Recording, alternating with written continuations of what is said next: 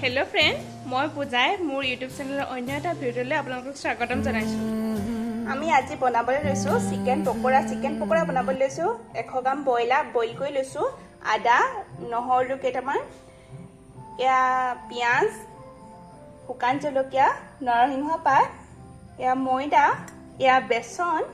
প্ৰথমে আমি ইয়া নহৰু আদা পিয়াজ এটা শুকান জলকীয়া আৰু নৰসিংহ পাতৰ এটা পেষ্ট বনাই লম আৰু মই এই চিকেন পকোৰাটো কেনেদৰেনো বনাও আহকচোন চাওঁ আমাৰ পেষ্টটো ৰেডি হৈ গ'ল ইয়া ধৰিব পাৰিছে চাগে আহকচোন তেন্তে আমি চিকেন পকোৰা কেনেদৰেনো বনাও ইয়াত মই বইলাৰ আৰু বইল কৰি থোৱা বইলাৰ ইয়া সৰু সৰুকৈ কাটি থোৱা পিয়াজ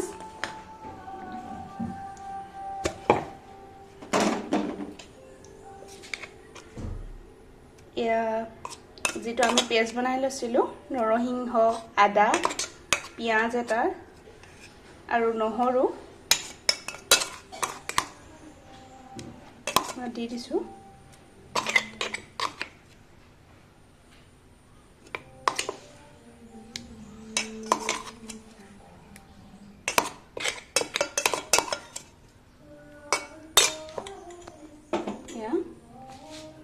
ইয়া বেসন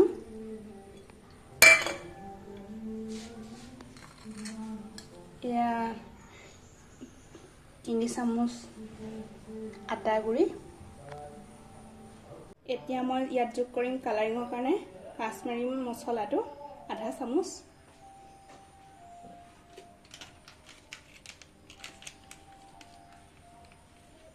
ধনিয়া পাউডাৰ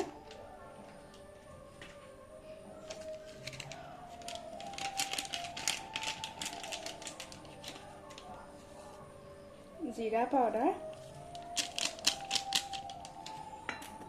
लाहे लाहे मैं इतना मिक्स कर लम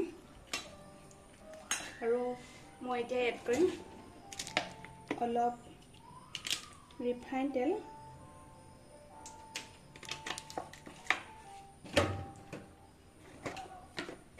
स्वाद अनुसरी निमख आपलोके जिमानটো स्वादत खाय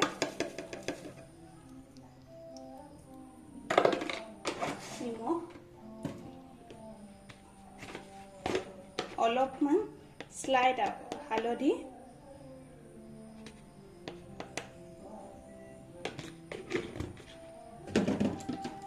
এতিয়া দিম টমেটো সস ধৰিব পাৰিছে চাগে আপোনালোকে মই পেষ্টটো কেনেদৰে বনাই আছো মই মিশ্ৰণটো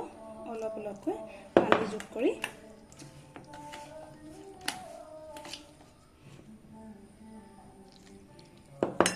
হাতে কম চামুচে হেৰি আছে দেখাই আছে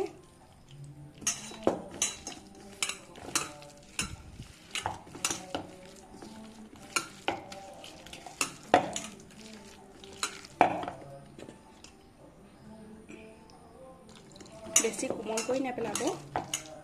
যেটো আমি পকৰি বনাবৰ কাৰণে ৰাখো ন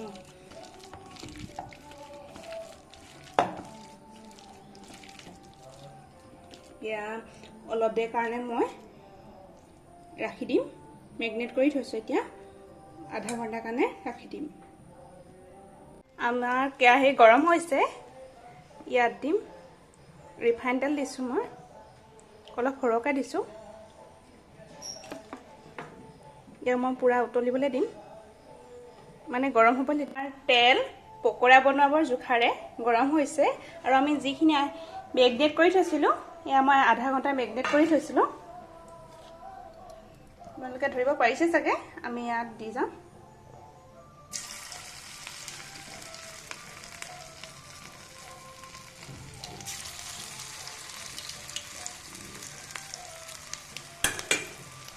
ইয়াত সয়া সস দিলে ভাল হয় কিন্তু মোৰ ওচৰত সয়া সস নাছিলে মই সেইটো কাৰণে অলপ হালধি দিবলগীয়া হ'ল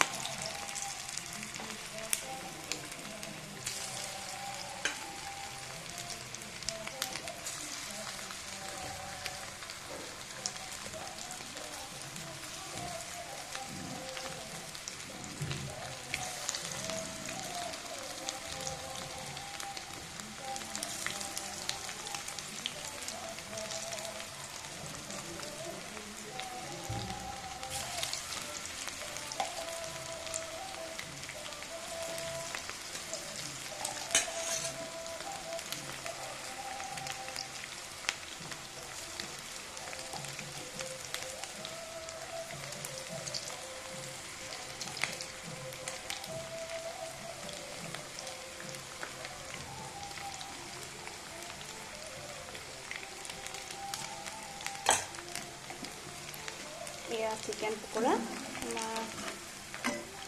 অলপ লুটিয়াই দিছোঁ।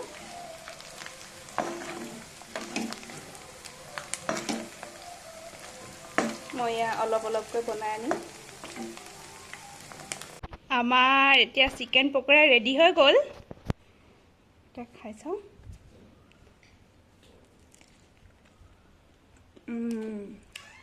বহুত ভাল লাগিছে, বহুত ভাল লাগিছে। আপোনালোকে বনাই চাব আৰু কেনেকুৱা পায় মোক কমেণ্টত জনাব। ঠিক আছে তেন্তে আকৌ এবাৰ পুনৰ লগ পাম নতুন ভিডিঅ'ৰ সৈতে।